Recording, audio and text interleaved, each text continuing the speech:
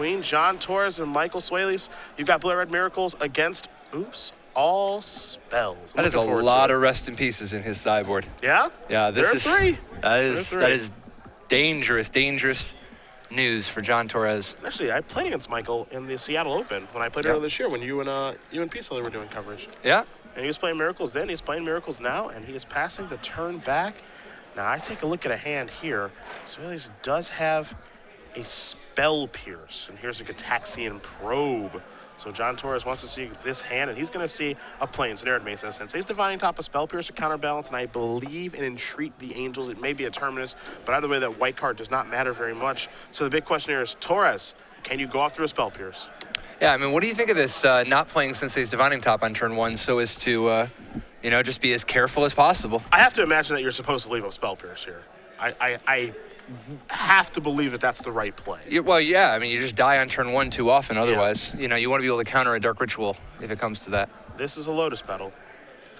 Thumbs up given. There's another Lotus Petal. Jonathan Torrez is moving in, and I like it. It looks like he's just going to pass the turn back, because this is not about storming, you know, like Empty the Warrens would be. Oh, and there's a deadly Force of Will at the top. That's brutal. Now he can afford to just go ahead and play the counterbalance, right? I actually like just the slow play play here. Yeah, just playing top with a land, leaving yourself the ability to play Spell Pierce and Force of Will, because again, you're not in a rush. So you can just play top, pass the turn back. Hey, I've got a Spell Pierce, I got a Force of Will, and a blue card. I can assemble counterbalance the next turn if I draw another blue card, and then you almost can't win.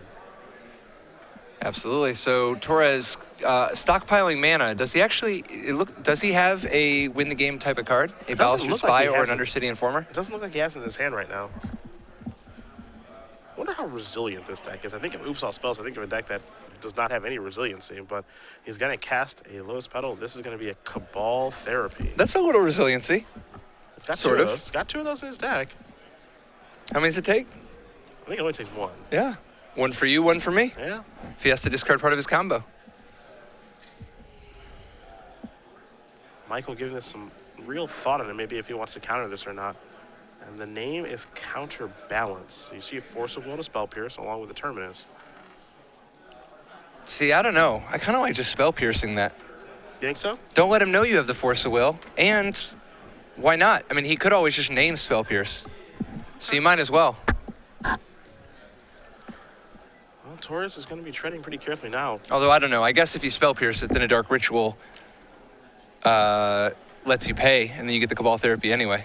Oh, I love this. Now we're casting a Narcomoeba. This is where we're at. Yep.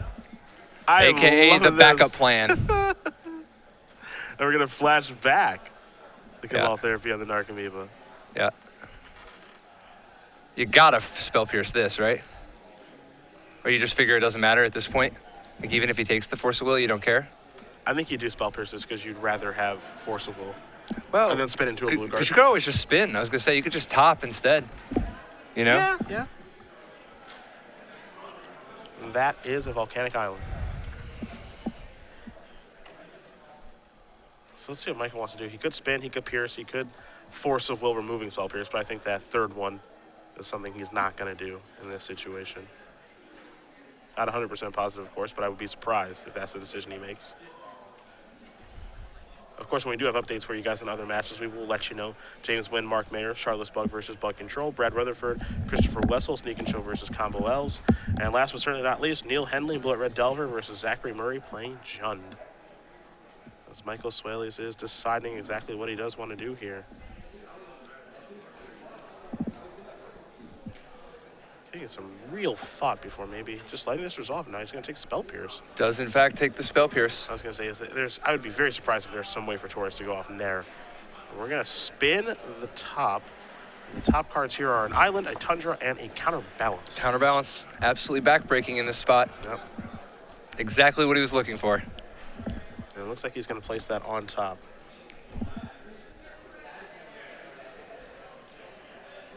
So Michael will draw a card here.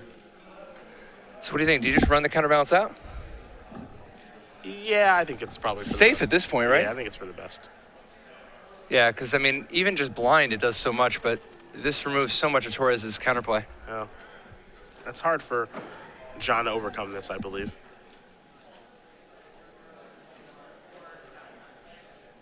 So no fun for Oops All Spells this particular game, it looks like. There is Counterbalance plus top. I mean, I guess it was medium fun getting that Narcomoeba out there. Yeah, okay. On the light side of medium. And Michael will pass the turn back. John's going to draw a card. Now, we did see John, well, you guys saw John make one heck of a comeback. Yeah. He definitely was not this far behind, though. Okay, okay, I was going to say. I mean, this is like pretty close to a full-on hard lock here. Looks like Jace is going to be the top card here for Michael. He will draw that. You see his hand around Terminus, Jace, and a Force of Will. Just going to pass the turn back. Again, no rush here at all. All Torrez can do is quickly draw a card and pass the turn back. We'll spin a top. There's an Entreat the Angels on top of the deck. We might just be making one Angel. That might be enough to get the job done. At least we'll present a clock, but it looks like Michael has some interest in maybe drawing the top, maybe drawing just Council's Judgment instead. Yeah, that looks to be the case. Going to draw Council's Judgment. Pass the turn back. Dude, we might actually get a chance to see the Punishing Fire versus Counterbalance matchup we were hoping for. Yeah, that's actually true. There's an Entreat the Angels at the end of turn. Going to make 1/4/4. So Michael, not messing around, playing pretty quick, like looking to get the game done. That's respectable. You have to admire that. If you're going to show up with Counterbalance, at least know when it's time to just get the job over. Get the job done. Yeah. Here's the top. Get in for 4. Torrez going to go down to 14. Torrez continuing to draw no land. Yeah, unbelievable. Really tough to watch. Looks like there's 8 cards over there for John. I think he has a Street Wraith in his hand, but I don't think he wants to cycle that. Even though I think he's going to. I think cycling that is a little bit dangerous. Reduces the clock by a turn, too. Yeah, you go from 14 to 12. That's the bad part. Now he's going down to 10. It doesn't matter at this point, right? Yeah. And for a penny and for a pound. Just playing to win. His opponent has Counterbalance and top in play. Might not be able to win. Maybe might not be able to win. Tough spot here for John. Not really a whole lot of ways to make progress either. It's not like a dredge deck where he can just be randomly dredging while he's hanging out to try to find some Narcomoebas or something. This deck is very all or nothing. At the moment, it is very nothing. I think John knows that. I'm not sure if I can work my way out of this top plus Counterbalance. Quick update for you guys here. Neil Henley with Blue Red Delver up a game over Zach Murray playing Jund. A little surprised by that. I figured that Murray, especially when he's a 2 seed. Ooh, and that's you know what's even tougher? That was supposed to be the good game for Jund. Yeah, that's what I was thinking Now too. He's got to face Rest in Peace. That's not easy. No. Not easy at all. In for 4 we go. Torrez going to go down to 6. See, Swailes does have a Red Elemental Blast in his hand. The Jill is at School of Magic there, starting a couple blast effects.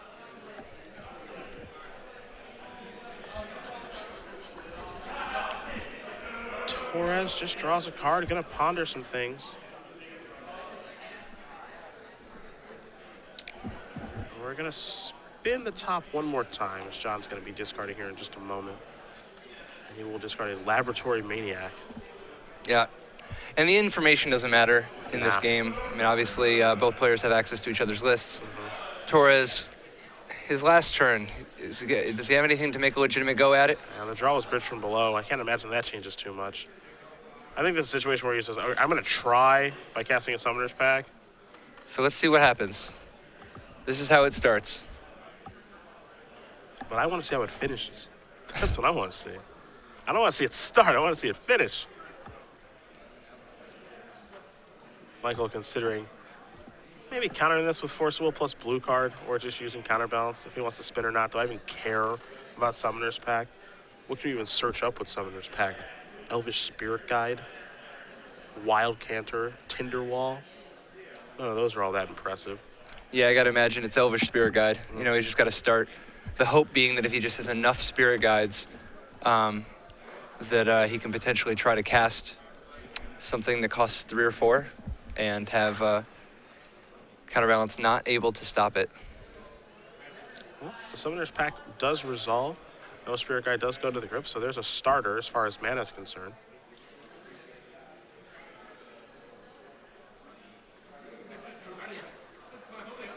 Now we'll remove some Spirit Guides for 2 mana. Here's a Manamorphose. Will this be the spell that Michael stops? You saw him spin his top, so he knows what's up there.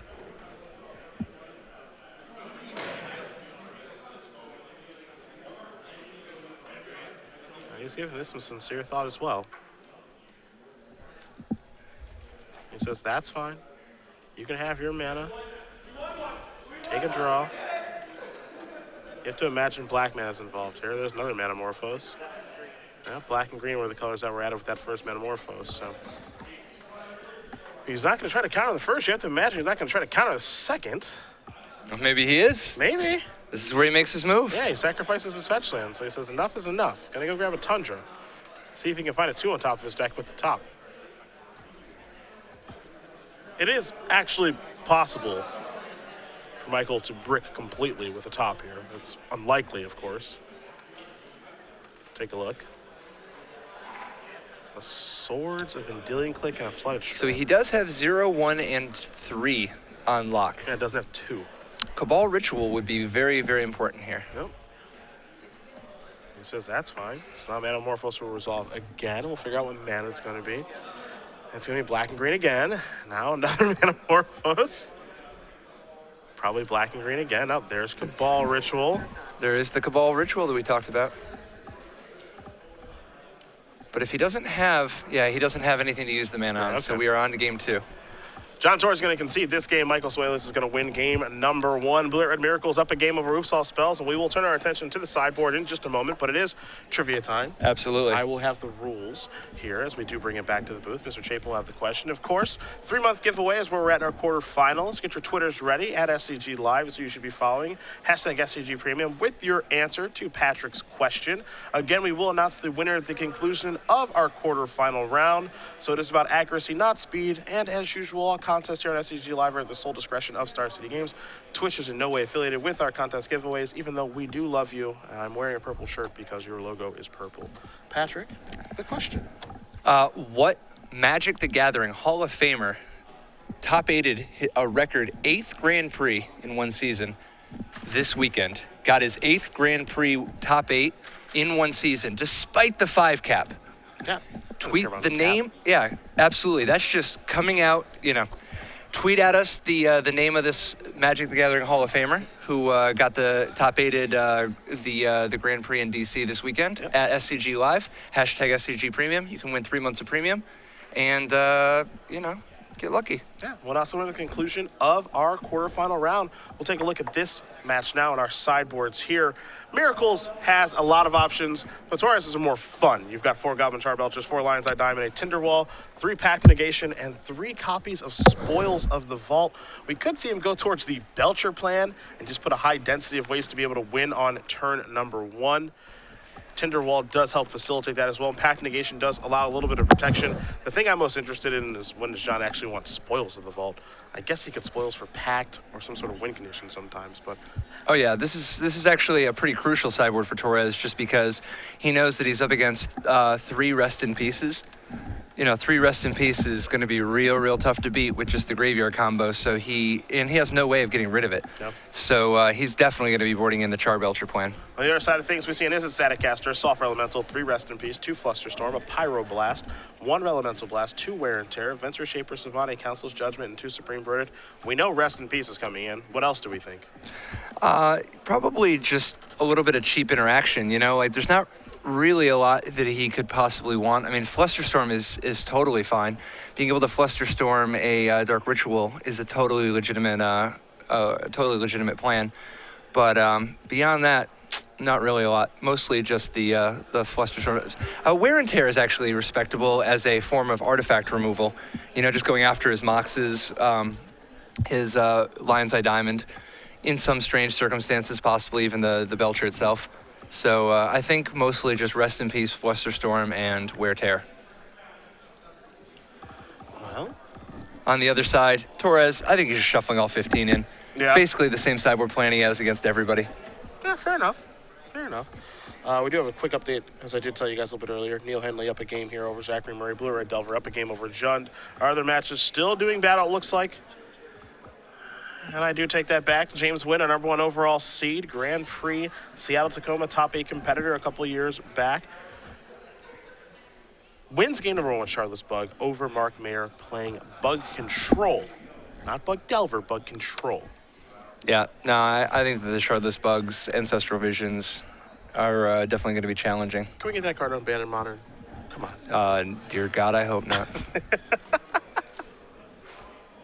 All of my ideas are just really bad, I think. No, I don't know. I mean, it's not as bad as Paul Rietzel's format, his proposed change to Modern, which is just unban everything and then ban every card that has the word shuffle on it.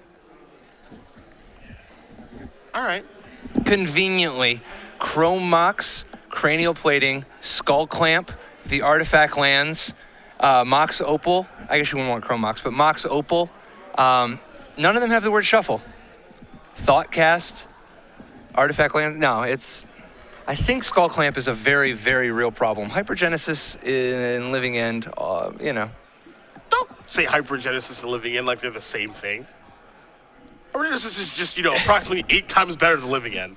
They just both happen to have Cascade and are free or whatever. Does Cascade say to shuffle and put it on the bottom? Or does it just say put them on the bottom? Shuffle those cards around. All right. You can't play them, yeah. Gone. Nope. Gone. It's just nothing but Skull Clamp. I guess Glimpse of Nature is a little bit busted in that format, too. Perhaps. Just maybe. But no, Ancestral Visions is not even close. It would be more unhealthy than Jace the Mind Sculptor. Jace the Mind Sculptor, that's a card that's coming back someday. Someday. No. No. Someday, and this day may never come. Yep, no, it's not. Looks like Michael's going to take a mulligan here. He's not happy with what he sees. Neither is John, so down to 6 they each go. Yeah, matchups involving the All Spells deck definitely involve lots of mulligans on both sides. Yeah. Everybody else wants to mulligan to the few cards they have that are very high impact. Torrez wants to mulligan to a hand that can produce any amount of mana at all. Yep, that's it. Michael's mulliganing for a hand for basically just Force of Will. I don't know. Rest in Peace is pretty darn good, too, particularly if you have like a Spell Pierce to try to bridge for a turn. Yeah, I mean, if you get a turn. If you get a turn. It is real tough, too, because, I mean, Torrez can just kill on turn 1 a fair bit, but the thing is, if he boards into the Belcher plan, his turn 1 kill percentage does go down. Yeah, he's got too high of a density of things to do. Or not enough rituals, perhaps. This could be a real problem. Yeah. Yeah, it's tough. It's a little dilemma.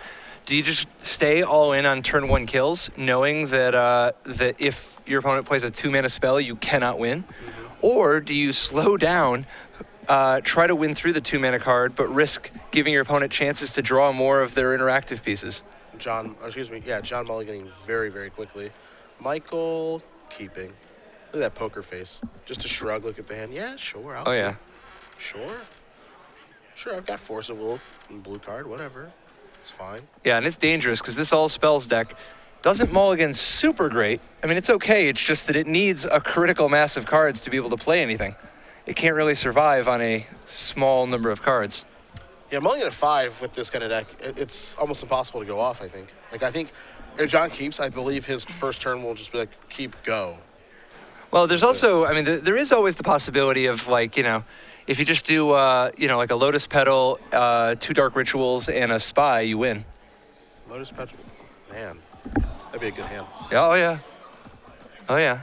You know what I want to see? What's that? That. Yeah. That's what I want to see. I'm not tough to please. Actually, right now I want it to be like Lotus, Ritual, like a Manamorphose, hoping to find the Spy. Oh, yeah. He's going to mulligan down to 4 here. 4 cards is tough. You still have Petal, Ritual, Spy. Bang, found it. You even have Petal, Ritual, Undercity Informer, Spirit and Guide. just hope to draw a mana. Spirit Guide. I'm talking about when you go to 3. Oh, okay. And then just hope to draw a mana. Yeah. Live dangerously. That's the only way to live. Michael probably boarded out his spot removal. Almost assuredly. Yep. Terminus and Swords, those are gone. Especially when he knows his opponent's deck list and what John can be up to, those are gone. Mm-hmm. Let's not kid ourselves. 4 cards for Mr. Torrez. Looks like no Force of Wills in Michael's hand, though. John's just, I gotta keep. Here's a Lion's Eye Diamond. Anything else? There's a Simian Spirit Guide, Elvish Spirit Guide. We're counting? I like that. We are counting. What's this? That's a Chromox. This is an Elvish Spirit Guide going on Chromox. Just gonna pass the turn back. Interesting. Leading with the proactive Chrome Mox. I guess playing around counterbalance? Potentially. Yeah, Michael's hand's actually not great. There's a Street Wraith. Going to cycle that right away. See, I almost like cycling Street Wraith, like maybe even saving Street Wraith, but you set up a situation where you're like, cast Gataxian Probe, in response, cycle Street Wraith, in response, crack Lion's Eye Diamond. Cross your fingers. And just, yeah, let it ride. I mean, when you're mulling to 4, you don't have much of a choice, right? Here's a Brainstorm. Got to give yourself the best chance to win. That Brainstorm was good. But there is a plow in there still, so he did keep some amount of spot removal. All right. That was a good Brainstorm. A couple of Force of Wills. Michael figuring out what cards he wants to keep, which is Force, blue card, blue card, blue card. Now he puts one more back. Shocker. Yeah, that means these 2 cards are going to go back. And I have to imagine Scalding Tarn's going to get sacrificed in just a moment, so let's get that weak stuff out of here. Yep.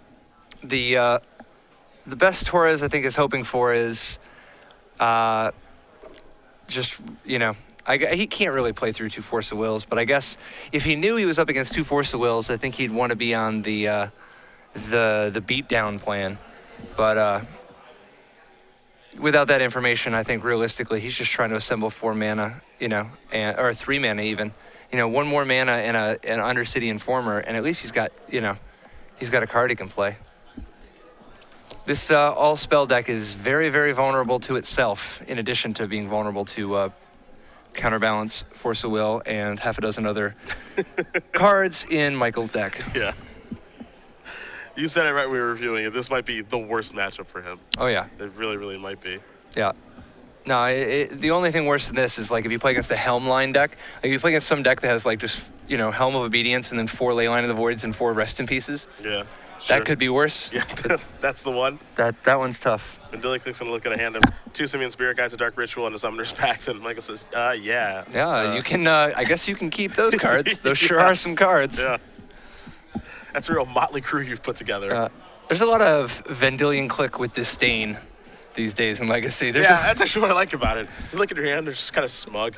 Yeah. Like, I really have to play against this? Yeah. No, I respect that Michael is bringing the beat down.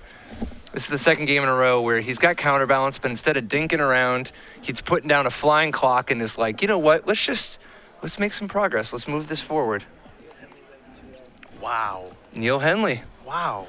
I guess after sideboard, I'm not too surprised. Blue, white, red Delver. Yeah. Yeah, I mean, well, he won the hard game, and then once he boards in Rest in Peace, it's a whole different ball game against Jund, which means that Henley will be going on to play the winner of this match. Yep. And it's looking like it's going to be Blue, White, Red Miracles. It's a Christmas miracle. And Wear Tear continuing to eat away at Torrez's mana base. Would you say that it's wearing and tearing at his mana base? Well, just wearing. Okay. No enchantments at the moment. Torrez continues to draw a card and pass the turn back. Replacement LED. I think we might try to counter this. Sure, why not? You got a counterbalance. Yeah.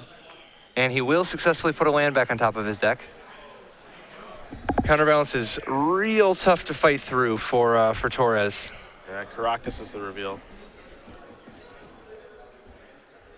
Yeah, earlier in the day I said I like counterbalance. I take it back. I don't like it. Oh, no, now you don't like it? Yeah, I don't like it now. Okay.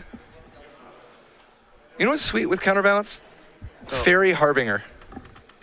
3 and a blue, 2/2 flying flash. I know what it does. Search your. Oh yeah. I know what it does. Yeah. It's my job to know what it does. Think of a casting cost you can't stop with it. There's fairies all over. 7. Yeah. Yeah. Yeah. What about the changeling? Eh? What's the 7-man? What's 7-man changeling? Yeah. Yeah. Name that 7-mana changeling. I think there is one. I just don't know what it is. There has to be No, one. the one you might be thinking of is actually just an elemental. 6 and a blue for a 10/10. No, that's the Supreme Dude. Yeah. Supreme Dude. Yeah, that's the exact name. Yeah. From that one movie. Yeah, you know, The Big Lebowski. Yeah, Supreme Dude. It's actually a Supreme Exemplar. So Torrez Thanks. continuing to develop his mana base in the face of a counterbalance. Oh, ever heard of the Caracas Vendilion lock? I know your draw every turn. See, this is what I'm talking about. This is a 6 mana Glasses of Urza. This is how you assemble. Oh, 4 mana Glass of Urza. Yeah. 4. Well, you got to be able to protect it too. All right. Torrez is going to go down to 6. It's been a great tournament for John, all kidding aside. That one match I know that you and Shroud got to watch was just awesome. That's one for the highlight reels. Yeah. And here's a Jace, Mind Sculptor. It's not even clear to me that we didn't see it. We didn't experience a real life glitch in the Matrix. You know, like what was happening there was defied all probability. Michael gets to put back a couple of cards here, but he found a copy of Rest in Peace, and that might just be lights out if it wasn't already. It looks like he's going to put Rest in Peace back. Basically doesn't need that card. The fun thing about Red Elemental Blast and Swords to Plowshares in this matchup is that when he's triggering all those different Narcomoebas, if he has a couple Red Blasts and Swords to Plowshares, he can actually and hasn't hit the bridge yet, he can, I guess Plow doesn't matter either way, but he can actually stop the Narcomoebas as they come so that he never even gets a chance to bridge from below. Oh, sure. That's kind of cool. Oh, yeah. It's a neat little interaction. Gonna sacrifice this Flooded Strand. Go searching for a land, clear the top of the deck. Make it so that Jace can see another fresh Brainstorm if he'd like. I could see him go Fate Sealing this turn, though. Yeah. So Michael gonna untap here with Torrez down to 6, down to 3 momentarily. Jace showing up just in time to get the glory. Yeah, I don't think he had this one without Jace. Yeah. Sealing the deal. And here's a Brainstorm. You'll counterbalance Jace combo in order to continue to set up your library. Who needs Sensei's Divining Top? Just cut it from the deck. Well, that maybe a little hasty. A little hasty. Maybe, yeah. Just a touch. Gonna put a 2 and a 3 back. Counterbalance is actually on top, and Dillian Click is underneath that. See a Brainstorm. There's a Rest in Peace. Michael's got no interest in casting that. Summoner's Pact is gonna be cast around the end of turn. Now we're getting frisky. Yep. I mean, that's pretty bold. Fortune favors the bold. Gonna spin top. Can't actually pay, though. Yeah, actually not gonna spin top because there's not a top in play. Yep. So thumbs up, actually. Gonna play another Summoner's Pact. This is a suicide move. I think this may be a suicide. Well, now granted, he can use, you know, one of the spirit guides to help pay for another spirit guide, but Oh, look at this. yeah, but The he's tag team champions of the world. right. But is this on his main phase? I believe this is in Michael's end step. Look, it could be a suicide. I hope it's not his end step, because that's it. If this is his end step, then there's no more game to be had. There is no more Magic to be played. The game is no longer afoot. Yes. John gonna give a good lengthy shuffle here. And we're checking on what other matches we have available after this one, because obviously there's not a whole lot of Magic left in this battle. Yep. He does do it during his own upkeep. Okay. Very So wisely. that's smart. That's smart.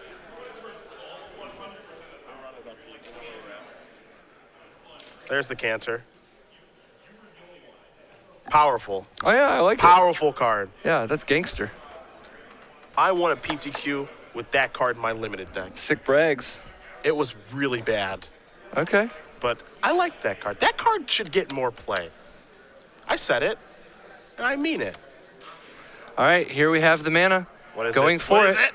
Oh, he shakes the hand. Michael Swailes is going to win this match over John Torrez. 2-0. Blue Red Miracles destroys Oops All Spells in what I would say is its best matchup by a lot.